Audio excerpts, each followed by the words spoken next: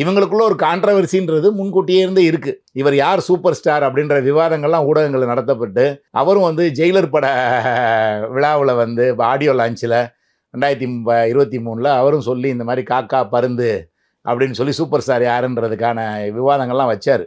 அதனால் அந்த 2 பேருக்குள்ள அந்த ஈகோ ஒரு உள்ளுக்குள்ளே வெளியே தெரியாத அளவுக்கு உள்ளுக்குள்ளே ஒரு மறைமுக ஈகோ இருக்கலாம். அதை ஒட்டி தான் ஒருவேளை இவர் அட்டாக் பண்ணோம்னா அவர், ஏன்னா நீங்கள் விஜயே இதை பேசியிருக்காரு.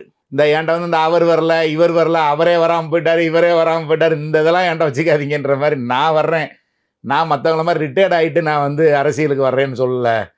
நான் வந்து கரண்ட்டாக வந்து உச்சத்தில் இருக்கும்போது வர்றேன்னு சொல்கிறேன். நான் ஓய்வு காலத்தை தேடி இங்கே அடைக்கலம் தேடி வரல, படைக்காலத்தோடு வந்திருக்கேன்லாம் பேசினார் விஜய். ஸோ அப்போ அதெல்லாம் வந்து ரஜினியை உள்ளர்த்தப்படுத்தி தானே அப்பயே இதை பற்றிய விமர்சனங்கள்லாம் வந்துச்சு.